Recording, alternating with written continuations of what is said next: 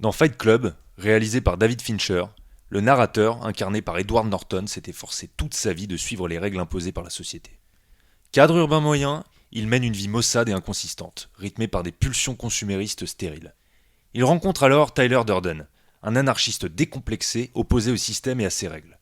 De leur rencontre naîtra le Fight Club, un club de combat clandestin encadré par 8 règles. Cette entreprise dérivera vers le projet Chaos, dont le but est de jeter à bas le système consumériste, de réécrire les règles en quelque sorte. Les règles structurent et régissent notre quotidien. Les lois encadrent la société, les règlements intérieurs, les entreprises, clubs et associations. Chaque foyer a ses propres règles. Par exemple, chez moi on enlève ses chaussures.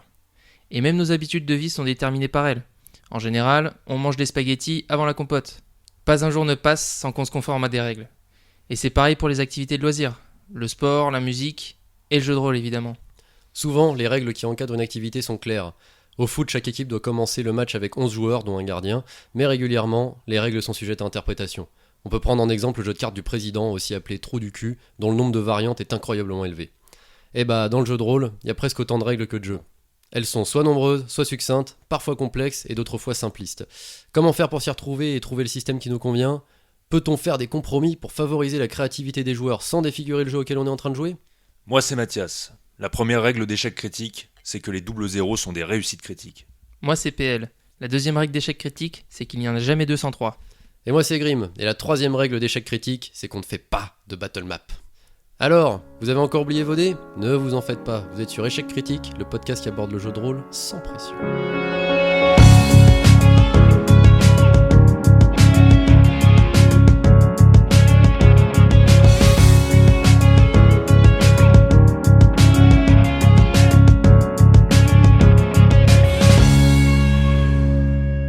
Aujourd'hui, échec critique sur les règles. Comment qu'on fait pour pas que ce soit une purge ? Nos avis, nos réflexions, nos expériences, on est là pour vous partager ça. Mais avant, Mathias, est-ce que tu peux nous faire le Shitipédia du jour ? Mais bien sûr, le Shitipédia, le lexique JDR insupportable à écrire, parce que c'est toujours la même chose et qu'on commence à avoir épuisé les blagues. On commencera avec les PJ, personnages joueurs. C'est nous, vous, eux, généralement un groupe d'incompétents. MJ, le maître du jeu. Ça, c'est le chef. C'est celui qui a suffisamment de maîtrise pour gérer un groupe d'incapables. Bon en fait, ça reste à prouver. Ouais, c'est vrai que c'est pas si évident. Ça dépend qui. Surtout si c'en est un aussi. PNJ, les personnages non joueurs. Ce sont les avatars du MJ. Tout personnage de l'aventure qui n'est en fait pas un joueur, mais que le MJ va rendre encore plus incompétent que les PJ, histoire d'être sympa et de pas trop les complexer. Ouais, mais bon, si le MJ est déjà un incapable... Mais non. RP ou IRP, roleplay ou in-roleplay. Ça, c'est ce qu'il se passe dans votre tête et celle des autres. Ici, le MJ fait en sorte que les joueurs voient à peu près la même chose. C'est un peu comme dans Inception. Ah ouais, je connais bien ça. Je sais pas le dire. Inception. Bon, le machin avec la toupie, j'ai pas vu le film. Beyblade ? Non, ah merde. Non. Ah oui. Ah mais oui, si, c'était ça. Bon, HRP ou hors roleplay. Ça, c'est ce qui arrive autour de la table, et pas dans la tête des gens. C'est là qu'on renverse une bière sur les fiches de perso, ou sur la table de la personne qui héberge la partie. C'est à ce moment-là qu'on sera pas rappelé la semaine prochaine. À la limite, si c'est à distance, tout le monde se foutra de vous et vous serez bien obligé de vous acheter un ordi. Et là, c'est tragique, ça coûte beaucoup plus cher. Ça, c'est sûr. Le groupe, alors ça, c'est nous et vous. C'est tout le monde. RP, c'est un groupe d'incompétents, comme d'habitude. HRP, c'est un groupe de potes pas tellement plus habiles, en fait. Oui, c'est ça. On l'avait déjà dit, mais en fait, RP, c'est une autre version nulle de nous-mêmes. Ouais, exactement. Errata. Alors, errata, ça vient du latin, ça. Les erreurs corrigées dans les bouquins par les éditeurs. C'est un groupe d'incompétents qui sont censés nous dire comment jouer, mais avec des ratés. C'est pour ça qu'il y a des errata. Donc merci pour ce Shitipédia et surtout merci pour cette dernière définition des errata qui nous renvoie vers la première question qu'on se pose vu qu'on va parler des règles, à savoir est-ce que c'est vraiment un ensemble de lois immuables vu que même les éditeurs font des erratés. Enfin voilà. Bon, vous avez compris quoi. Évidemment, tout le monde fait des erreurs, même les éditeurs, mais ça va nous permettre de comprendre pourquoi les règles sont en fait un système probablement indispensable pour pouvoir jouer, parce que ça reste un jeu, le jeu de rôle, mais qui sont certainement pas un ensemble immuable. Bon, alors on va prendre les choses par le commencement. Alors ça y est, t'as acheté ton petit livre parce que la couve était jolie ou que t'aimes bien l'univers, tes potes veulent bien jouer avec toi, là ton jeu chelou, le RP, je sais pas trop quoi. Maintenant, faut expliquer les règles. Et là, le festival commence. Parce que c'est pas toujours facile. Bah non, quand tu te bouffes un beau temps de 400 pages, c'est vrai que c'est pas facile. Voilà, avec des systèmes hyper variés, tous différents, c'est pas toujours la joie. Alors évidemment que ça représente un cadre. C'est comme pour tout type de jeu, un jeu vidéo, un jeu de société, le jeu de rôle ne fait pas exception. On a besoin de règles, de règlements, d'une espèce de réglementation que tout le monde doit plus ou moins suivre pour qu'on joue au même jeu. Hein. C'est aussi bête que ça. Et bien évidemment, sans ce cadre, on irait nulle part. En particulier dans les jeux référencés. Alors les jeux référencés, on en a parlé il n'y a pas si longtemps. Et pour faire simple, ce sont des jeux qui ont un environnement culturel riche et très écrit, ce qu'on appelle le lore. Et en général, plus un lore est complexe, plus on va avoir un système qui va être au moins aussi compliqué, ou en tout cas qui va permettre d'appréhender tout ça. Ça, c'est pour mieux le rendre finalement en jeu et rendre honneur au lore. Et il faut que les règles puissent le soutenir un maximum. Exactement, qu'on aille vachement dans la spécificité, avoir des règles particulières, minutieuses et nombreuses par rapport aux différents types de classes, de races, d'équipements et j'en passe. Donc effectivement, on peut retenir que plus un univers va être référencé, donc riche et compliqué, plus les règles risquent d'aller dans ce même sens. Et ça veut dire que je peux pas me ramener avec ma fiche de personnage de Alien pour jouer à Donjons et Dragons ? Je pense que ça va pas bien se passer. Ah merde. C'est sûr que si tu essaies de faire des tests de Comtech sur un combat contre un dragon... Ah, c'est pas évident. Ah bah ouais, tu peux tester tout ce que tu veux, mais tu vas quand même finir en saucisse. Bon, la difficulté du jeu de rôle, et je pense que c'est vraiment assez caractéristique de l'activité, c'est de réussir à concilier un jeu avec des règles, parce que comme je viens de le dire, c'est quand même un jeu, donc on a besoin de suivre les règles point par point, mais un jeu qui est plus de l'ordre de la narration, un jeu d'acteur et d'interprétation. Parce que ça, quand on est dans notre personnage et qu'on a envie de faire un super discours, on n'a pas forcément envie de jeter des dés pour valider ce discours, puisqu'on est vraiment dans quelque chose qui est de l'ordre de la créativité. On est en train d'interpréter notre personnage, on est dans l'immersion. Donc on est dans une action finalement qui n'a pas envie d'être complètement encadrée par 3 tonnes de règles, de jets de dés qui viennent polluer l'exercice. Parce que dans toutes ces situations-là, c'est vraiment pas arrangeant de devoir se référer aux règles pour savoir comment se résout la situation. Et c'est précisément dans ce genre de moment où le MJ peut être tenté de s'arranger avec les règles. Je pense que là, entre nous trois, on s'est tous, en tant que MJ, plus ou moins déjà arrangé avec les règles. Ah mais 100% du temps. Ouais, et sinon t'as plus d'amis. C'est ça, mais en fait, au-delà du fait d'avoir plus d'amis, ça peut vraiment...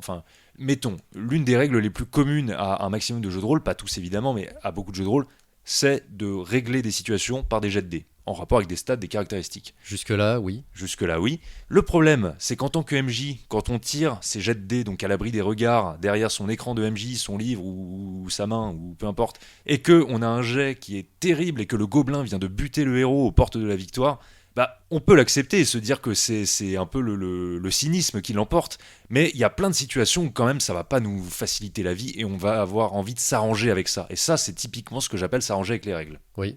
C'est une des premières modifications qu'on fait. Généralement, c'est commencer à faire des jets de dés, puis à se dire, en fait, le résultat, il me convient pas trop. On va réarranger les choses. Ouais, on va, voilà. Surtout quand le résultat met à mal soit ton scénario en tant qu'MJ, soit la pérennité d'une campagne, ou tout simplement la vie d'un perso. Bien sûr. Si je reprends l'exemple de tout à l'heure, du discours épique improvisé, ça nous est déjà arrivé. Il y a plein de situations où c'était vraiment le moment. Je pense à, par exemple, un bateau en pleine mer qui subit une attaque, et c'était terrible. L'équipage était parfaitement paniqué, et là il y a ce personnage qui donc grimpe sur une estrade, c'était un prêtre, et ce prêtre au milieu des pires forbans de l'histoire qui ne sont pas religieux pour un sou ou presque pas, déclame un discours mais parfaitement improvisé mais hyper percutant, hyper soutenu, c'était une vraie harangue, il y avait le ton et tout, c'était très beau, franchement c'était Grim t'étais là. Oui, c'était un moment très fort et on sent qu'il s'est senti porté par la situation, par son personnage, que tout en fait concordait pour qu'il réussisse à sortir un discours pareil en fait qui était vraiment marquant. Ouais. Voilà, et là typiquement, on n'a pas envie de dire jette les dés pour voir si ton test de charisme, si tu réussis ton test de charisme et que tu réussis quoi. Ou alors si vu que tu t'es mis au milieu de tout le monde, tu t'es pas pris une balle perdue parce que t'es trop débile. Voilà, c'est ça. Non mais on n'a pas du tout envie de valider ce genre d'action par des jets de dés. Voilà, c'était l'exemple. Tout ça m'amène à dire qu'en fait le MJ, il doit rester dans son rôle d'arbitre et pas être une espèce d'esclave du livre de règles. Il doit en fait systématiquement réussir à ménager la chèvre et le chou pour que l'aventure elle puisse rester vraiment plaisante à jouer pour tout le monde quoi, et que ce soit pas une punition, qu'on voit pas ses efforts complètement ruinés par non, dans les règles tu comprends, c'est pas comme ça quoi. Oui, c'est ça, t'aurais dû jeter ton dé et puis tant pis, t'as fait un échec critique, donc tout le monde se fout de ta gueule et encore plus démoralisé qu'avant. Voilà, pourquoi on s'investirait finalement si tout est hyper figé dans un système qui naturellement est imparfait au sens où le jeu de rôle se veut le plus large possible, on peut vouloir tout faire, donc on peut pas contraindre ça par des règles trop strictes, je pense. Voilà, ce qui me mène à dire qu'il faut encourager les joueurs et leur donner envie, donc pas les punir. Appliquer les règles, c'est sûr, mais donc pas d'une façon hyper systématique, sans réfléchir, comme on vient de le dire. Quelquefois, tu peux te retrouver dans la merde à force de faire ce genre de choses, créer des situations qui démoralisent la table, mettre les joueurs à un moment critique de l'aventure dans une position de faiblesse qui va en fait ruiner l'intégrité du groupe, c'est possible. Ça en est au point que ça peut te dégoûter du jeu et te donner envie de changer de système de règles juste parce que là, en fait, dans certaines situations, ça peut te plomber, quoi. Ouais, voilà, complètement.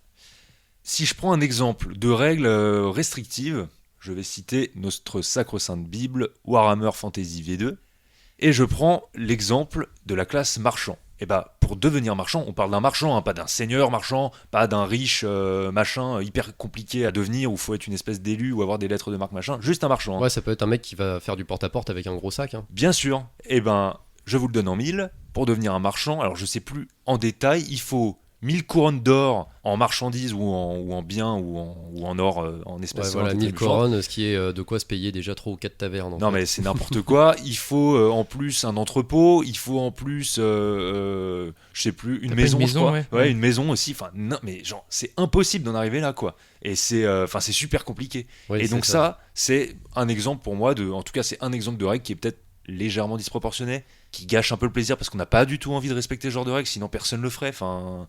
Tu vis pas assez longtemps de toute façon pour te payer tout ça. Ou alors faut vraiment tomber sur la cachette du dragon qui a tous les joyaux les plus qui ont le plus de valeur sur la planète. Oui, ou comme ça, bien sûr. Ça se trouve sous un rocher, n'importe où. Et surtout t'en réchappes tranquillement parce qu'il est en train de faire dodo, quoi. Ouais, c'est ça. Tu vas pourfendre le dragon parce que tu veux devenir marchand, tu vois. Ouais, ça, exactement. C'est ça. C'est vrai que du coup, techniquement, en fait, quand t'atteins ce stade, c'est que t'es plutôt l'aventurier retraité, donc en fait, tu joues plus. Voilà, c'est ça. Tu vas terminer ta carrière. Formidable, bravo, super l'aventure. D'ailleurs, dans ce même livre de règles de Warhammer Fantasy V2, il est noté en tout début d'ouvrage un encart avec une petite phrase que je vais me permettre de vous lire parce que je la trouve assez éclairante, ce qui prouve bien qu'en fait c'est dans les règles. L'encadré s'appelle « Remarque importante sur le concept de réalité ». Donc, je vais aller très vite.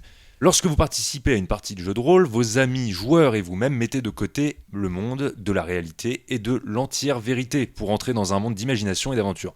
Le MJ est là pour créer ce monde pour les joueurs. Toutes les règles et les idées exprimées dans ce livre sont des outils destinés au MJ pour qu'il en fasse l'usage qu'il convient. Le livre de règles dit, noir sur blanc, il y a des règles dans ce bouquin, vous en faites ce que vous voulez pour vous-même. Et je trouve que c'est assez important pour être souligné, c'est que le livre t'encourage finalement, en tant que MJ, à faire des entorses pour adapter tout ça. Après, il faut faire attention à la façon dont c'est formulé, parce que il y a un moment où on peut en arriver à se poser la question, ouais, mais pourquoi vous avez écrit tout ça? Finalement, on peut se dire, ouais, en fait, je m'en fous. T'as raison, mais c'est plus en se disant, les règles qui nous empêchent de jouer, qui nous pourrissent la vie, peut-être qu'on va les jouer autrement, peut-être qu'on ne va pas les jouer, peut-être qu'on veut jouer avec une table où on veut pas trop se prendre la tête avec les règles complexes, donc on va en rester à des choses très simples. Mais oui, de toute façon, l'exemple ultime, c'est dans notre façon de jouer à notre table, en tout cas, mais ça, ce sera un peu le sujet d'un épisode complet, c'est que nous, on joue sans utiliser de points de vie et de points de blessure. Énorme sujet, 4 épisodes dessus, au moins. Par sujet. Par sujet, ouais. Ah, bah oui. Là, on va pas se faire que des copains. Donc, adaptez, arbitrez, prenez ce que vous voulez dans les règles et faites en sorte que ce soit un cadre qui soit agréable pour tout le monde. Les systèmes de règles, ils sont complexes. Souvent, toutes les caracs, les stats et tout sont pas toujours testés. Et donc, les éditeurs écrivent des errata, des ressources en ligne qui, en fait, servent à amender des classes ou des caractéristiques d'armes ou des stats de perso ou des carrières en disant « Ouais, en fait, c'était cheaté » ou « Ouais, en fait, c'était trop nul ». Donc, voilà les nouvelles règles, entre guillemets, en vigueur. Ouais, donc en fait, c'était raté, quoi. C'était raté. Parfaitement. Wow. Elle est bonne, celle-là. Putain, elle est bien, waouh. Il y a de la progression après la tarte au quetch, là, on remonte. Waouh. Ah ouais, je suis admiratif, là. Ah, ça part bien. Ça part vraiment très bien. Donc tout ça pour vous dire que même les éditeurs passent leur temps à revoir les règles. Donc n'ayez pas honte, vous-même, de les transformer au gré de vos envies, au gré de vos parties, pour que ça convienne à tout le monde. Vous allez aussi le découvrir à l'usage de ce qui fonctionne, de ce qui fonctionne moins bien. La prochaine fois, on fera autrement. On ne jouera pas de halfling parce que c'est vraiment trop nul, etc. etc. Ouais, d'ailleurs, pour les errata, on peut voir maintenant qu'au-delà des parties de playtest, justement, j'avais, un des jeux dont on a beaucoup suivi le développement, c'était Warhammer Fantasy V4. Vous voyez, on change nos habitudes, quand même. Ouais, on se renouvelle. Hein. Et justement, pendant le développement de l'édition française, les PDF étaient mis à disposition bien avant que le livre soit imprimé pour que justement des joueurs puissent faire des retours et commencent déjà à indiquer s'il y a des erreurs de traduction, s'il y a des trucs qui déconnent en fait.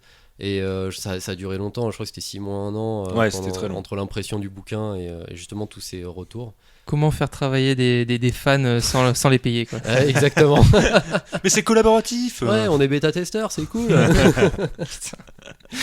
mais voilà, ouais, à la fin, ils ont imprimé le bouquin de règles et finalement, quelques années après, on retrouve sur le site de Chaos Project, donc qui a édité la VF de Warhammer Fantasy V4, des errata. Il y a 5 ou 6 pages déjà d'errata disponibles en PDF. Et qui détaille tout ce qui va pas. En précisant que les personnes qui ont aidé, en fait, c'était nul. Ils ont servi à rien. C'est ça. On les a écoutés, mais en fait, c'est de leur faute. Non, mais voilà, ce qui prouve bien que les règles sont vraiment un ensemble mouvant et pas immuable. Ça doit correspondre à votre façon de jouer. Ça doit correspondre à ce que vous avez envie de faire. Je terminerai tout ça en mettant une petite mise en garde, une fois n'est pas coutume. Attention à ne pas tomber dans l'ultra-réalisme, sauf si c'est vraiment voulu, ou que c'est votre espèce de fétiche bizarre, parce qu'il n'y a rien de pire qu'un empilement de règles qui n'ont ni queue ni tête et qui vont vraiment vous pourrir la vie, quoi. Vous allez passer votre temps à faire des jauges. Alors, une règle de fatigue, une règle de faim, une règle de soif, une règle pour quand on a envie de pisser, une règle quand ça nous gratte la gorge. Là, on rentre vraiment dans la simulation de la vraie vie, et le jeu de rôle, comme le dit le livre de Warhammer Fantasy V2, ce n'est pas la vraie vie. C'est vrai, puis surtout qu'on va pas forcément passer notre temps à bouger des jauges pendant la partie, parce qu'en fait on en arrive là, si commence à avoir la transpiration, la saleté sur les vêtements, t'es passé dans la boue, t'augmentes ta jauge à plus 10 ou des choses comme ça se finit jamais, ça devient chiant et ça montre que les règles peuvent avoir une influence sur ce qui se passe autour de la table, quoi, quand on joue. Ah oui, ça influence beaucoup le jeu et notamment la dynamique de jeu. Parce que même si les règles sont écrites par les créateurs, on pourrait dire qu'elles sont quasi omnipotentes et de toute façon elles sont omniprésentes dans le jeu, elles n'ont pas pour vocation de faire perdre du temps parce qu'on va devoir s'y référer toutes les 5 secondes ou déjà de base quand on veut lancer un jeu on va devoir les lire. Ok, on doit y passer du temps, mais le but final c'est de faire gagner du temps à tout le monde une fois que la session est lancée. Donc ça demande beaucoup de préparation et c'est justement il y a une espèce de rapport entre la difficulté dont tu parlais tout à l'heure, ou en tout cas la richesse du lore et la complexité des règles, le nombre de règles. Donc ce rapport-là, il est assez important à prendre en compte justement quand on veut se lancer pour un jeu en particulier, un univers en particulier ou un type de campagne. Il faut savoir à quoi s'attendre, il faut tout lire évidemment, ou en tout cas la plus grosse partie pour savoir si on peut se permettre de lancer une session sans que ce soit trop complexe, quoi. Il faut essayer un maximum de connaître ce qu'il y a à savoir pour que l'expérience de jeu soit plus fluide, notamment parce que ça casse l'immersion dès qu'il faut checker les règles. C'est valable pour le jeu de rôle, mais c'est valable aussi pour d'autres médias, je pense notamment aux jeux de société. Il y a un jeu qui s'appelle Root, avec mon bel accent français, Root, qui est un jeu hyper intéressant, un jeu de conquête, sauf que c'est asymétrique, donc ça veut dire que chaque élément, chaque race qui peut être jouée a ses propres règles. Donc évidemment ça fait des informations assez nombreuses, ça demande un petit peu de temps, mais en fait une fois qu'on a ça, après le jeu est vraiment intéressant. Et si on se lance sans se poser la question, en fait à chaque début de tour on va se retrouver à devoir lire son plateau de jeu en se disant ok alors là je peux faire ça, je dois faire ça, mais dans quel ordre je le fais. Voilà, c'est assez chiant en fait si on fait pas cet effort là en avance. C'est vrai que pour avoir essayé, c'est un jeu qui est très technique et où il faut pour la première partie il faut quand même prévoir pas mal d'heures de jeu, parce qu'il y a justement un petit moment d'assimilation des règles pour que tout soit fluide derrière, et c'est pour ça qu'il faut avoir ce travail en amont. Justement il faut au moins briefer les joueurs sur un minimum de règles et ce qui sera utile. Après ça dépend de la volonté aussi des joueurs qui lisent les règles ou pas, mais on peut garder le secret et juste dire voilà, tu jetteras tel dé quand je te le demanderai. Ouais, en fait, mais c'est toujours la même chose, c'est une activité qui est malgré tout plus complexe que ce qu'elle en a l'air, je parle du jeu de rôle, et donc il y a un temps dédié à un fait ou à une action particulière. Le temps d'étude des règles, Pierre-Luc, t'as complètement raison, il doit être pris avant de jouer, parce que même en tant que MJ, surtout quand on débute, on a énormément de choses à penser. On ne doit pas en plus aller se taper la relecture ou la première lecture du bouquin de règles en situation. On n'a pas le temps pour ça en fait. On n'est pas là pour ça, quoi. Ouais, nous on n'a pas le temps et surtout les joueurs n'ont pas le temps de ça. Voilà. Eux ils sont là pour jouer, pour s'amuser. Si jamais tu leur dis attends 2 secondes, en fait on va mettre une pause sur la partie maintenant et je vais replonger dans le bouquin. C'est pas très ouf. Non, c'est sûr. Alors après on peut aller checker des points de règles. Ça peut arriver qu'il y ait des situations un petit peu compliquées qu'on saurait pas résoudre, des compétences qu'on oublie. Bon, ça nous arrive de temps en temps aussi, hein, mais Ouais. faut que ça reste. Ouais, ça arrive, mais plus on est préparé et plus on peut éviter ce genre de situation, et c'est d'autant mieux pour le fait de jouer, quoi, le fait d'être dedans. Ah, c'est ça, faut pas que ce soit constant, quoi. Ouais. Et justement, j'ai eu une espèce d'image qui m'est venue. Je me suis dit, plus tu passes de temps à comprendre les règles et à les assimiler, plus ça augmente la fluidité. Et j'imagine juste une voiture, et je me dis, au début, t'as des roues carrées. Attends, ça va prendre son sens juste après.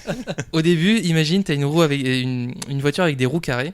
Bah, plus tu vas comprendre les règles et les assimiler, plus le nombre de côtés de ta roue va augmenter. Donc tu vas commencer sur un carré, ensuite ça va passer sur un penta, un hexa, etc., pour ensuite avoir des roues rondes qui font que ça roule bien. Tu vois, voilà, l'image de merde. Non, mais moi, je suis un fan inconditionnel de tes métaphores. Ah ouais, Je là, les on comprends jamais, mais je trouve ça classe. Mais c'est d'une précision exemplaire. Ouais. Au moins, on sait, enfin, on comprend très bien. Vous pourrez voter. Ah, mais je fais semblant. Vous pourrez voter et faire des commentaires sur les plateformes. Et j'assume totalement la nullité de mes métaphores.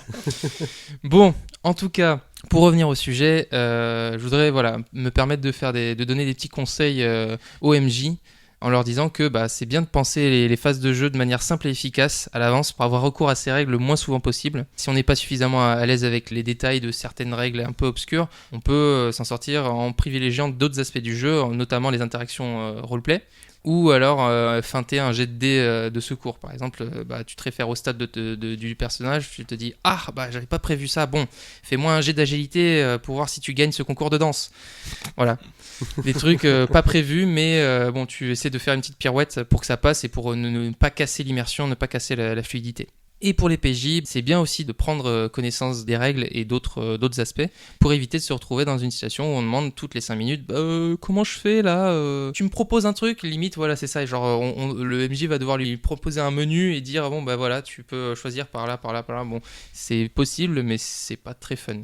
Alors, à ça, j'ai envie de répondre quand même que, en tant que joueur, quand je découvre un jeu que je ne connais pas, j'aime bien le côté un petit peu mystérieux de ne pas connaître les règles. J'aime bien me laisser complètement porter par mon MJ qui va me dire quand faire un jet de truc ou ce que j'ai le droit de faire ou de ne pas faire. Je trouve que ça fait partie aussi un peu de la magie du roleplay, c'est de se dire qu'on maîtrise pas tout le système et que on le découvre aussi et que les actions ont un résultat devant soi parce qu'on a lancé des dés ou parce qu'on a réussi tel ou tel truc sans bien comprendre comment ça marche. J'aime bien. Alors, je pense que c'est valable pour toi, en tout cas dans ta dynamique de jeu, parce que tu privilégies beaucoup le RP.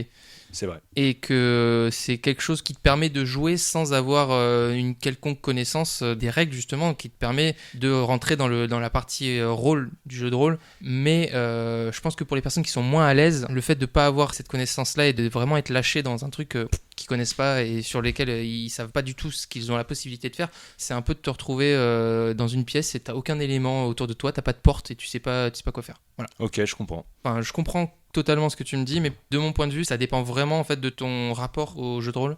S'il est plus sur le RP, ça peut fonctionner. Pour les autres, je suis moins sûr. Ça dépend du gameplay en fait, habituel de la table en fait. Exactement. Eh bien, j'accepte ta réponse et je ferme ma gueule. Bon, 1-0 pour Pierre-Luc. Ouais, putain, merde. Oh mon dieu, un Mathias de Cille. Oh là là. C'est pas Rien tous ne les va jours. plus. Profite. Voilà. Et à l'inverse de tout ça, je pense que il faut éviter l'opposé qui est de demander ou d'imposer au MJ des jets de compétences abusifs. Ou de faire remarquer que c'est pas dans les règles ça, parce que c'est super chiant en fait finalement. Dans les deux cas, tu peux juste être relou. Donc on parlait de RNG le mois dernier, les choix du MJ font partie de cette RNG et il faut accepter la destinée qu'il te propose. C'est comme ça. Eh ben, oui. Ouais, c'est comme dans ça les que ça règles. marche. Et bim. Ah merde. Mais en fait, Allez, 1-1. j'ai l'impression qu'il y a que le MJ qui peut se permettre de dire c'est dans les règles. Ouais, c'est vrai, je suis assez d'accord. Mais chaque système de règles qu'on va avoir va correspondre à un type de gameplay différent, ou en tout cas spécifique à un type de jeu. Et ça, j'ai remarqué qu'on pouvait le noter à différents niveaux de lecture du jeu, ou en tout cas du bouquin, à commencer par la découverte de l'univers. Quand tu vois que tu es sur, je sais pas moi, Dark Fantasy, le JDR, tu sais que tu vas avoir certains codes qui vont être liés à ça, et toutes les questions autour du lore dont on parlait la dernière fois vont justifier un petit peu ce choix de règles, cette logique de règles. Donc voilà, la notion d'univers aussi la notion de direction de jeu, parce que dans chaque type d'univers, c'est pas figé, il peut y avoir le même type d'univers mais avec des directions différentes, à savoir si tu es sur des mondes ouverts, des huis clos, si tu es sur du JDR+, basé sur le combat ou sur les dialogues, sur du narratif descriptif ou du performatif, le type roleplay et ce genre de choses. Donc clairement, ces éléments-là vont aussi participer au fait d'avoir une idée sur un choix de règles globales. Et ça se retrouve après, je dirais pour moi, le dernier niveau, le dernier cercle, et le plus simple, sûrement le plus parlant, en fait, c'est quand tu vois la feuille de perso, la création de perso, tu vois tout de suite quel type de stats tu as, les indications numériques, si tu as des valeurs entre 1 et 10, tu vas soit lancer un D10, parfois ça peut être des 6, et du coup ça influe vachement sur les probas, et donc sur les types de règles que tu peux avoir. Tu vas aussi avoir des compteurs un peu spéciaux qui vont changer ça. Ouais, justement, tu allais parler des compteurs, mais je veux dire, un truc qui se voit beaucoup, c'est que dès qu'on commence à voir des compteurs de folie ou de peur ou des choses comme ça, on sait qu'on est souvent sur du Cthulhu, mais en tout cas sur un truc orienté horrifique et qui donne déjà une direction à ce qui va être joué, quoi. Bah oui, là en l'occurrence c'est le cas, mais t'as certains jeux où t'as des compteurs, par exemple d'héroïsme ou de... Alors j'avais testé une fois une session sur le jeu de rôle basé sur Freak School, qui est une BD franco-suisse il me semble, mais avec des influences un petit peu japonaises dans le style de dessin. Édité par le label 619. Exactement. Et du coup, donc c'est un univers de super-héros, en tout cas ce sont des personnages qui rentrent dans une université, dans des études supérieures pour devenir super-héros. Et donc dans le jeu de rôle qui est tiré de ça, on doit gérer sa réputation et gérer ses réseaux sociaux et en fait faire tout ce qui a trait à la popularité et à ce genre de choses. Et en fait, on a un compteur justement de popularité. Donc voilà, on se rend compte quand même que en fonction du type d'univers, de ce qu'on te propose globalement dans le bouquin, tu vas avoir des règles spécifiques et c'est assez intéressant de voir toute la pluralité de ces choses-là. Ouais, donc on pourrait dire que l'une des bonnes manières de savoir vers quoi on se dirige quand on connaît pas forcément un univers ou un jeu de rôle en particulier, c'est d'aller voir la fiche de perso. J'ai l'impression que c'est le plus parlant de prime abord. Après, t'es toujours surpris par des trois petites choses, mais globalement, ouais, ça indique pas mal de choses. Parce que plus t'as d'infos sur la feuille de perso, plus tu sais que le bouquin il va être velu, quoi. Ouais. Et du coup, ces systèmes, ils ont forcément un impact sur l'écriture. Et notamment, donc, en ce qui concerne les MJ, notamment sur l'écriture du scénario. Parce qu'il va falloir adapter cette écriture au système qui est indiqué par le bouquin, quoi. Tu as toujours la possibilité de mettre en avant les aspects du JDR que tu aimes bien. Donc, je parlais de toi, Mathias, qui aime beaucoup le RP.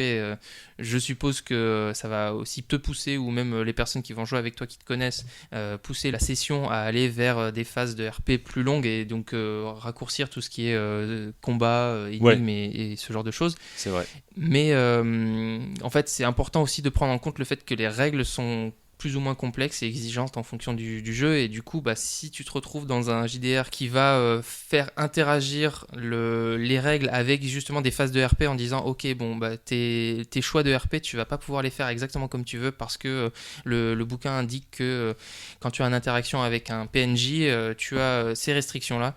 Ça peut arriver, et du coup, faut pas oublier ce genre de détails. Ouais, tout à fait. C'est pas finalement pas des petits détails.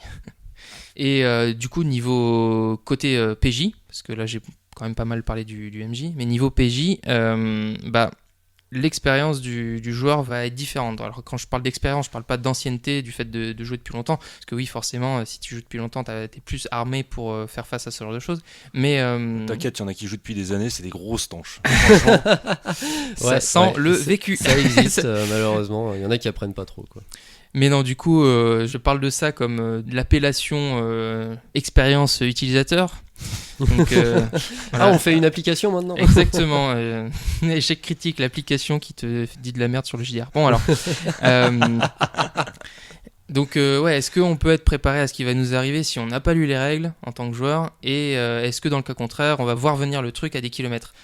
Oui et non. Mathias, tu parlais tout à l'heure du fait de se laisser emporter et d'accepter la surprise que va nous procurer soit le MJ, soit l'univers de manière générale. C'est une possibilité, et c'est, encore une fois, je le répète, par rapport à quelqu'un qui aime le RP, ça peut le faire. Dans d'autres cas, c'est un peu plus complexe. Mais bon, rien n'empêche de se laisser mener, de se laisser prendre par la main par le MJ. Il y en a qui le font très bien, et ça peut être plaisant, au contraire, pour des gens qui sont pas très à l'aise, d'avoir un MJ qui met en confiance. Parfaitement. Et à l'inverse, les joueurs qui sont très expérimentés, eux, ils vont peut-être moins être surpris sur des points techniques, parce que ils savent que ils ont le droit de faire, ils ont la possibilité de réussir à X% le lancer de grenade qu'ils voulaient faire, et ils vont le faire parce que voilà, ils en ont dans l'estomac. On en reparlera de lancer de grenade. Mais si le MJ leur dit t'as pas remarqué cette odeur de gaz qui flotte dans l'air, voilà, le savoir ne va pas servir de bouclier. Chais. Exactement. Donc voilà, donc quel que soit le rapport à la connaissance des systèmes de règles, je pense que c'est bien de voir chaque session, chaque campagne comme un terrain neutre et nouveau, et de se laisser le bénéfice de la découverte ou de la surprise. Bravo. Ouais, et tu as raison, parce que faut rester ouvert quand même à tout ce qui peut se passer. Puis en fonction du MJ, les choses changent, en fonction du groupe de joueurs, les choses changent, et puis même en fonction du coup du type de jeu, puisque donc moi je vais être un peu plus dans la présentation et dans la synthèse de ce qui s'est dit précédemment. Donc on a fait un truc, c'est un peu scabreux quand même, mais on a déterminé 3 grandes catégories de jeux. Voilà, nous on aime bien mettre des choses dans des petites cases. La troisième va vous surprendre. Exactement. On va se faire emmener en justice, les gars. On va avoir des problèmes. Non, mais en tout cas, pour simplifier un peu et déterminer un peu quel type de jeu de rôle existe, nous, on a déterminé 3 grandes catégories. À savoir, la première dont je vais parler, c'est ce qu'on appelle les jeux complexes. Bon, là, c'est vraiment les héritiers du Wargame, c'est les Donjons et Dragons, l'Appel de Cthulhu, Donjons et Dragons en premier lieu, mais après, l'Appel de Cthulhu qui déjà reprend beaucoup de mécaniques poussées, Vampire la Mascarade. Il y a eu un Wargame, l'Appel de Cthulhu ? Non, c'est pour dire que c'est les jeux de rôle dérivés du... Enfin, Donjons et Dragons est un dérivé du Wargame à l'origine, a été créé comme ça, et l'Appel de Cthulhu reprend beaucoup d'éléments de Donjons et Dragons, donc forcément... dans sa construction, donc on retrouve un peu ce côté dérivé de jeux très complexes et avec des règles très reloues et non, plus ou moins reloues, mais en gros c'est vraiment ces systèmes de jeu qui sont justement avec des jauges de partout, on en parlait, avec des jauges de maîtrise, des jauges de compétences, des stats dans tous les sens, des jets de dés à foison plus ou moins poussés, mais qui reste accessible, heureusement. On peut débuter avec ces jeux-là, il n'y a aucun problème. C'est pas vraiment la question ici. On appelle ça des jeux complexes parce que ça prend du temps en fait de se mettre dedans, de se fader toutes les règles, de bien saisir les tenants et aboutissants du lore. Donc ça prend un petit peu de temps tout ça, mais ça a un intérêt évidemment, puisque ça permet pas mal de choses, de simuler un peu de réalisme, on va dire, de diriger les joueurs vers des archétypes de personnages, et surtout ça permet, et c'est ça qui distingue vraiment tous les types de jeux de rôle qui existent, c'est que le jeu complexe, il permet des sessions longues. Ouais. Comme il y a plein de statistiques, plein de caractéristiques et tout ça, ce sont des choses qui sont amenées à évoluer. Et il y a qu'à voir les bouquins d'extension qui existent de ces jeux-là. Et surtout, quand t'as passé une demi-heure, voire 1 heure à créer ton perso, t'as pas envie de le laisser tomber au bout d'une session, quoi. Oui, exactement. Ce qui prouve bien que même la création de perso est un moment un peu long, plus long que la moyenne des autres jeux. Ça, plus long que la moyenne des autres jeux, parce que justement on voit que tout ça va amener à des évolutions, il y a des choix à faire, etc. Mais on peut voir dans les extensions justement que on prend une extension de Donjons et Dragons, il y en a certaines qui font 3 livres et tu sens que c'est des campagnes qui sont faites pour être étendues sur plusieurs mois, voire années en fonction de la régularité des sessions de jeu. Ouais, n'est-ce pas ? N'est-ce pas, voilà, Warhammer V2, on s'en souvient. Je sais que notre première campagne n'est toujours pas finie et qu'elle a commencé nous sommes en 2021, il y a 7 ans. 7 ans ? 7 ans, c'était en 2014. Le temps passe vite. On la finira un jour ? Ah, je pense, je l'espère. On vous racontera peut-être ça, chers auditeurs, chers nos grandes auditrices. aventures. Putain, je venais juste de commencer... Ah non. Ouais, je venais juste de commencer mes études supérieures. Ouais, t'étais pas né, ou à peine. J'étais pas né. Ça, on commençait nos études supérieures aussi, en réalité. C'est vrai. Puisqu'on a tous le même âge. Ah bon ? Ah ouais, ouais, tiens, il paraît. C'est marrant ça. Donc voilà, donc ces jeux-là permettent justement ce type de choses-là. Pour en revenir sur des expériences longues, voilà, la preuve, on a fini depuis un certain temps nos études supérieures et on est encore sur certaines campagnes. Mais c'est toujours passionnant en fait de voir... Je croyais que tu voulais parler des études comme expérience longue. Ah non, ouais, ça peut l'être aussi, ça dépend de la perception de chacun. Mais voilà, mais je trouve ça passionnant de voir un personnage évoluer quand même à travers plein de sessions et de le voir devenir de plus en plus balèze justement, à faire de moins en moins d'erreurs puisque nos caractéristiques augmentent, donc fatalement on fait de moins en moins d'erreurs, on réussit de mieux en mieux tout ce qu'on entreprend. Et de pouvoir faire un peu le bourrin, taper des trucs de plus en plus gros, etc. Enfin, dans de la fantasy en tout cas. Et c'est un sentiment qui est assez exaltant aussi au bout d'un moment. Ouais, de voir le chemin parcouru. Ouais, de voir le chemin parcouru. Et j'en viens du coup à un deuxième type de jeu qui est un peu à l'opposé de ça, qui est très différent de ça, c'est ce que j'appelle des jeux un peu plus épurés. On peut reprendre le moteur de jeu Apocalypse World, conçu par Megway Baker et David Vincent Baker, donc un couple qui a fait plusieurs jeux et qui a fait notamment donc Apocalypse World, qui est aujourd'hui un moteur de jeu, c'est-à-dire que c'est une base de règles qui est réutilisée à différentes sauces dans différents jeux.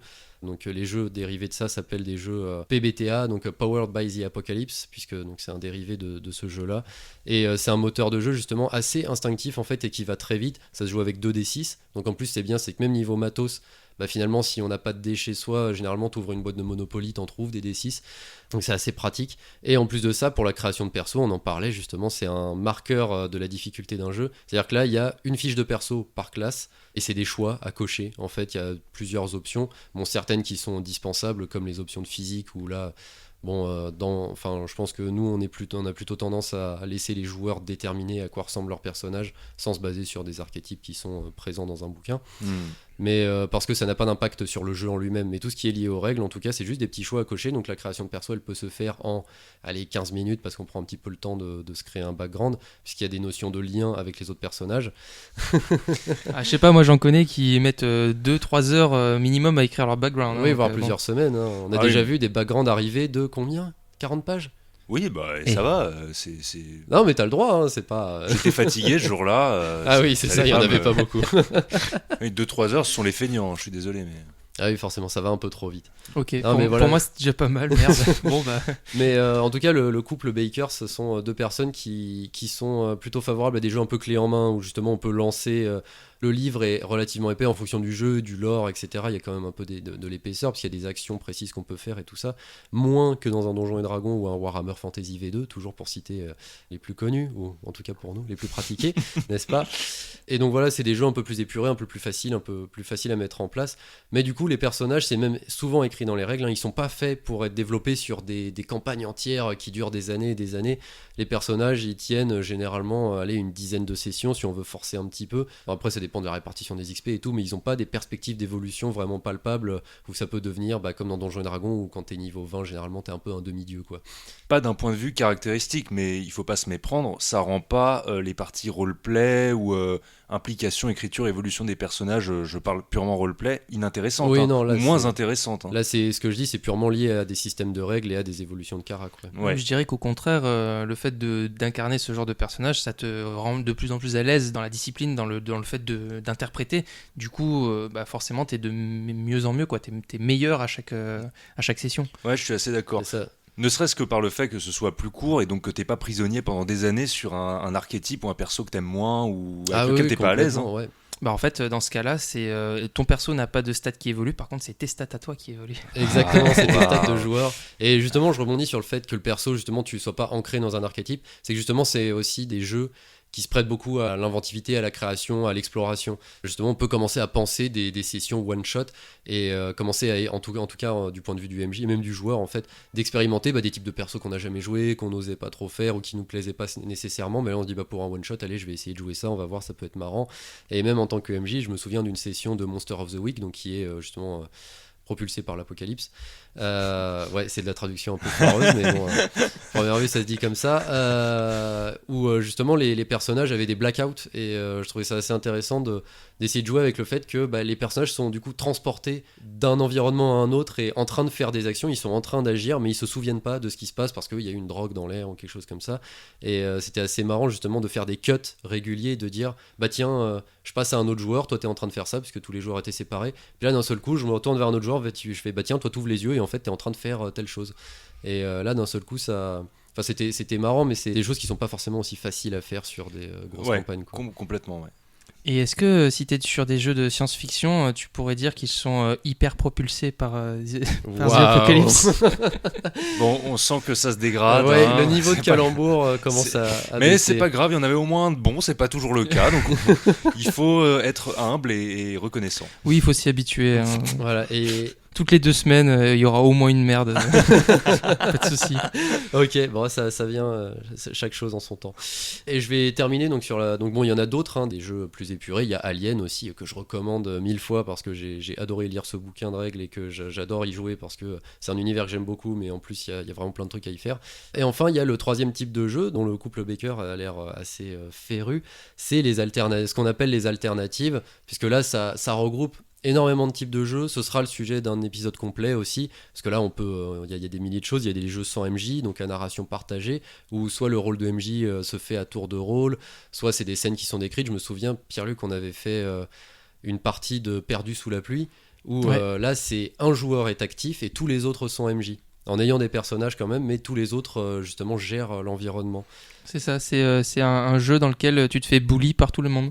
Ouais, c'est un Génial. petit peu ça. Bah, c'est un peu le but du jeu en même temps. Mais c'était hyper intéressant et c'était assez prenant comme concept. Bon, justement, souvent, c'est des jeux qui se jouent souvent par one shot parce que, pareil, Oui. c'est difficile à développer dans un groupe. Mais justement, c'est des terrains d'expérimentation qui sont quand même assez géniaux. Il y a aussi le bac à sable narratif créé par Valentin T, donc sur le Discord Courant Alternatif, et aussi sur le forum Angel Dust, il me semble, qui a développé le bac à sable du quotidien, donc un jeu qui se porte vraiment vers les actions du quotidien, vers ce que les personnages vont faire un peu dans leur vie de tous les jours, sans qu'il y ait des gros combats ou des choses comme ça, et en limitant justement le nombre de jets de dés, voire qu'il n'y en ait pas du tout. C'est ce qu'on a tenté justement dans Alien, dans une situation qui s'y prêtait, où voilà, vous veniez de revenir d'une planète, il vous restait quelques semaines de voyage. Bon allez, on va dire, enfin du coup avec votre accord, je vous en avais parlé, on a... Ouais, c'était soit ça, soit on se mettait en cryo pendant 2 semaines et puis merde. Ouais, voilà, c'est ça. Soit on skippait, soit on faisait du coup toute une session de jeu sans règles, sans rien, juste purement narrative, où du coup vous avez fait un match de basket sans jet de dés et tout. Ça c'était assez génial, même si Pierre-Luc du coup t'es plus expérimenté en basket que nous, mais ça se ressentait. Non, Mais, pas du tout. Mais c'était, enfin justement, c'était hyper intéressant aussi de jouer comme ça, de voir les échanges, de développer le roleplay des persos, de les ancrer un peu plus. Enfin, c'est vraiment, enfin moi c'est un truc que j'ai adoré faire en tout cas. Ouais, mais c'était une vraie expérience et c'est des choses dont on peut s'inspirer pour en incorporer par petites touches justement dans des campagnes plus classiques, plus cadrées de jeux longs quoi. Ouais. Donc voilà, ça fait partie de toutes ces alternatives qui sont utilisables et qu'il ne faut pas hésiter à aller vers ça. Je présenterai juste 2-3 sites, donc il y a déjà des Discord et des forums qui parlent de tous ces jeux-là. Et il y a un super site qui s'appelle Trop Long Pas Lu, qui est un site qui propose régulièrement des traductions ou des nouveaux jeux qui tiennent. L'objectif du site, c'est que les règles de ce jeu de rôle fassent moins de 10 pages. C'est 10 pages maximum, c'est la règle. Et Encore une règle. Encore une règle. Et voilà. Une règle C'est- pour les régir. c'est leur ligne éditoriale en tout cas. Et ça fait que c'est plein de petits jeux qui peuvent être testés très rapidement avec des potes, même des gens pas expérimentés qui se lisent très vite. Il y en a un qui tient même sur un marque-page, j'avais trouvé ça assez cool. Ça se joue avec des livres et le système de règles tient juste sur un marque-page en fait, et ça joue avec le texte qu'il y a dans un bouquin. Sympa. Ouais, mais le jour où tu te gourdes de marque-page, t'as pris celui de ta petite sœur et t'es en mode ah merde, il y a, Ah ouais, non, il y a un c'est poney. Bon, c'est bah. un peu dommage. Enfin voilà, c'est des choses à tester, c'est fait par des fans. Et d'ailleurs, je rebondis sur les jeux faits par des fans pour les jeux faits par ses potes. Ah, Où on va appeler ça les règles maison. Alors c'est des choses avec lesquelles il faut faire attention. C'est-à-dire que si on a un pote très investi dans le jeu de rôle qui nous dit bah voilà, j'ai commencé à développer un système de jeu, est-ce que vous voulez le tester avec moi les copains? Moi je suis hyper chaud, là on fait des playtests, on voit ce qui marche pas, on commence à réajuster et tout. Par contre, et ça c'est un cas véridique qui est arrivé à une de mes connaissances, qui m'a dit ouais, j'ai un pote qui est venu me voir et qui m'a dit waouh, j'ai créé un jeu de rôle, vas-y on va faire des parties et tout, il y a 90 races différentes et 250 classes. Et là, mon pote, il lui a juste répondu ok, je vais jouer humain guerrier. Parce que. Déception. Ouais, déception. bien fait. Mais c'est Mais- comme au resto, hein, plus il y a de place sur la carte, moins c'est bon. Ouais, c'est ça, plus on finit sur un steak frites, quoi. Non, mais c'est ça, en fait, il y a trop de choses et c'est forcément scabreux, quoi. Il y a forcément un moment où les races seront déséquilibrées, alors du coup, ça peut nuire à l'expérience de jeu, ou ça va donner des trucs n'importe qui, ça va partir un peu dans tous les sens, quoi. Avant de proposer pléthore de trucs, alors c'est sympa, ça semble riche, créatif et tout, mais c'est en fait c'est factice, ça traduit plus un système de règles qui est probablement pas au point parce que comme tu dis, enfin bon courage pour avoir de l'équilibrage entre autant de statistiques, de classes, de races, enfin bon. Voilà, c'est ça. Soit les changements sont minimes, voire inconsistants, et du coup, c'est pas forcément intéressant. Soit c'est le bordel et il y en a trop, quoi. Donc, c'est des choses, faut faire attention avant de se lancer dans la création d'un jeu. Et l'autre piège à éviter, c'est quand on essaye de créer un jeu et qu'on se dit bon, j'ai pas forcément d'idée pour faire quelque chose à partir de rien, donc je vais reprendre un système existant, genre Warhammer Fantasy V2, et je vais le transposer dans un autre univers. Alors ça peut être sympa, mais en fait faut quand même se plonger un peu dedans et comprendre pourquoi telle chose est faite de telle manière, pourquoi la magie fonctionne comme ça dans Warhammer Fantasy V2, pourquoi les créateurs du jeu ont vraiment fait toutes ces règles là, parce qu'à la fin on fait des copier-coller mais on sait pas pourquoi c'est là, et soit ça sert à rien, soit c'est bête et ça plombe le jeu en fait, Ouais, c'est parce vrai. que c'est pas forcément un univers qui y correspond. Et ça montre que oui, un système de jeu, je voulais un peu en arriver là, un système peut objectivement être mauvais. Il peut y avoir des ratés, il peut y avoir du too much, il peut y avoir voilà, un jeu comme Cthulhu Tech. Cthulhu Tech. Oui, Qu'est-ce que c'est, c'est Grim, le Cthulhu jeu Tech que je déteste le plus au monde. Ça sonne très bien comme nom pourtant. Ah ouais, Et ça a oui, l'air génial. Hein. C'est du Cthulhu, il y a des robots géants, il y a des mechas, il y a des grenouilles ninja, des symbiotes, pardon, qu'on a renommés à force parce que ça nous saoulait. Et ouais, c'est n'importe quoi déjà. Bah voilà, même si dans ce jeu il y a moins de 10 classes, ça arrive à être déséquilibré. Déjà, c'est fort quand même. C'est-à-dire qu'il y a des pilotes de mecha et des espions. Bah voilà, quand l'espion il est par terre, qu'il y a une grosse guerre et qu'il y a le pilote de mecha qui monte dans son mecha, justement. Bah, ça devient un peu compliqué quoi. Là, il y en a un qui est par terre et qui sert plus à grand chose. Déjà, Le ça 9 commence mal. mm dans les jambes de plusieurs tonnes. Ouais, Voilà, je c'est suis pas sûr que ça. ouais, ça marche pas bien. Et voilà, puis à côté, on a le symbiote qui est à échelle humaine, mais qui peut quand même défoncer des mechas. Bah ouais, non, ça marche pas bien. Mais je pense qu'il y aura une mini-émission sur Cthulhu Tech, parce qu'il y a plein de choses à en dire. Et c'est l'enfer. Mais alors, est-ce que tu as un exemple rapide hein, qui te permette de dire que le système est objectivement mauvais? Pourquoi le système est objectivement bah, il y a mauvais? juste les résolutions de jet de dés. Hein, on jette un nombre de dés 10 égal à sa stat, donc qui est entre 5 et 10 en moyenne. Et pour avoir le résultat, donc le maître du jeu détermine un degré de difficulté qui va de 10 à 30 ou au-delà. Et en fait, pour déterminer le résultat, mettons qu'on ait lancé 7 dés, on va cumuler, on va soit prendre le résultat le plus élevé, bon jusque-là c'est simple, mais du coup ça fait qu'un seul des 10, donc quand on a des degrés de difficulté à 30, c'est un peu tendu. Mais sinon, on va additionner les résultats égaux, ou alors on va additionner les suites. Et là, ça y est, moi je suis en train de jouer au 4-21 dans un bar et en train d'essayer de me faire payer des shots. Je suis plus du tout en train de jouer au jeu de rôle. Et quoi. Yams. Voilà. Et là, tu te dis, ouais, déjà c'est fort parce que je commence à faire du calcul mental, même basique, juste pour déterminer le résultat d'un jet de dés. Déjà, ça plombe le jeu. Et alors après, il y a les jets de combat et les lancers de grenades, où là, je jette ma grenade, donc je fais mon jet de difficulté. Ensuite, la grenade atterrit, mais attention, elle va rebondir. Donc je jette un dé pour savoir dans quelle direction elle rebondit. Je jette un dé pour savoir à quelle distance de son point de chute elle rebondit. Ensuite, je jette les dés de dégâts de la grenade. Ensuite, je jette les dés d'armure. Oui, parce qu'il faut faire un jet de dés pour l'armure de l'adversaire, c'est pas aussi simple sinon. Donc je jette les dés pour l'armure de l'adversaire. Et là, je peux enfin déterminer les dégâts. Donc voilà, j'ai passé 5 minutes et j'ai sorti 4 calculettes parce que j'avais plus assez de place sur mon papier pour réussir à déterminer combien de dégâts avait pris ce putain de truc. Donc ouais, c'est raté quoi. Là, c'est clairement raté. On a l'impression qu'il y a personne qui l'a testé le truc. C'est pas possible. C'est étrange, c'est la première fois que j'entends le bruit du sel. C'était horrible. J'ai fait 4 sessions. Donc peut-être mini-épisode à venir. Ouais, voilà, il y aura un truc pour en parler. Du coup, pour conclure un peu cet épisode, je dirais qu'il y a 4 idées clés à retenir à propos des règles par rapport à tout ce qu'on a dit. Bon, déjà, les règles, donc c'est un cadre essentiel, c'est un guide de jeu, c'est ce qui fait, tu l'as dit Mathias, qu'on joue tous au même jeu. Ce ne sont pas des lois immuables, donc ça c'est le deuxième point. Il ne faut pas hésiter à les transformer dans l'intérêt de tous. On est là pour passer un bon moment avant tout. Hein, donc, Oui, et à ne pas en abuser en mode oh bah ça me plaît pas, ça fait gagner les autres, moi j'ai envie de gagner, allez hop, ouais, je vous emmerde. D'ailleurs, oui, par rapport à ça, il y a ça montre que la dynamique des parties, donc que ce soit l'entente entre les joueurs, le scénario, tout ça c'est intimement lié aux règles, c'est des choses à retenir. Et donc voilà, il y a différents types de jeux. Et enfin différents types de règles pour différents types de jeux, donc à vous de choisir en fonction de vos goûts. Justement, regardez les fiches de perso, regardez sur internet des avis, des choses comme ça. Par exemple, Cthulhu Tech, il y a tout un article sur le site du bruit derrière le paravent qui est il y a une série d'articles qui sont assez incroyables, très très drôles à lire et très bien écrit et qui explique à quel point ce jeu est une purge. Et si jamais un univers que vous aimez beaucoup d'ailleurs est adapté d'une façon qui vous convient pas, cherchez toujours sur internet, hein, il y a des hacks de jeux existants qui sont vraiment hyper intéressants et hyper bien foutus quoi. Et fait par des passionnés et souvent gratuits du coup ou alors pas très cher. Bon, vous avez vu l'heure ? Je crois que c'est le moment des petits tips. Les tips.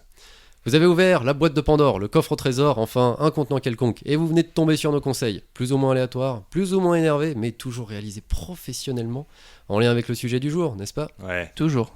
Bon alors, notre random type préféré ? Bah, quand ta biscotte se casse entre tes doigts et qu'elle tombe côté confiture, ramasse-la, souffle dessus et croque dedans. Ça reste dégueu, mais la règle des 3 secondes est immuable. Le JDR alternatif de Pierre-Luc, la biscotte. Oh là. Bon déjà, jusque-là on parlait de bouffe, mais là ça devient un peu tendu. Moi je reviens avec mon pro type, peut-être moins malin que d'habitude. Mais si le jeu de rôle était un bateau, les règles seraient le moteur. Parfois, il y a plein de boutons, il y a des manivelles, il y a des tirettes, tout ça, tellement de trucs et de machins qu'on finit par plus savoir à quoi ça sert. Et puis d'autres fois, il y a juste un bouton. Donc c'est plus simple, mais on peut faire moins de trucs avec un seul bouton. Ah oui, Oui, d'accord. c'était le meilleur échange. Bon, j'assimile cette grande sagesse. Tu peux. Merci Grim. Et du coup, tu devais, en plus de l'assimiler, tu peux t'énerver, je crois. Arrêtez de gaver tout le monde en discutant les règles en permanence et en réclamant des jets. Gna gna gna, j'ai maîtrise de l'arc, j'ai un bonus, mais vous êtes pas dans Dofus, putain. Arrêtez avec vos dés qui n'ont soi-disant pas roulé et comme quoi ça compterait pas. Fallait mieux lancer. Et de toute façon, vous pouvez pas gagner à chaque fois. Hein. S'il y a une règle importante à retenir, c'est qu'il faut être bon joueur et accepter de crever bien comme il faut pour que vos camarades puissent piller le corps de votre perso. Bon, c'est nickel. On est bon ? C'est bon. Yes. Tout d'abord, on remercie Carmulo pour le logo, Salomé d'Acosta pour les chibis et les bannières et PL pour le générique. Surtout, merci à vous d'avoir pris le temps de nous écouter. Si ça vous a plu, retrouvez-nous sur Deezer, Spotify, Apple Podcasts, Twitter, Facebook et YouTube. Et n'hésitez pas à partager, liker, noter et surtout commenter. Ça nous fera super plaisir, on sera ravis d'échanger avec vous. Sur ce, on vous laisse et on vous dit à dans 15 jours pour toujours plus de RP avec Échec Critique. Salut. Salut. Ciao.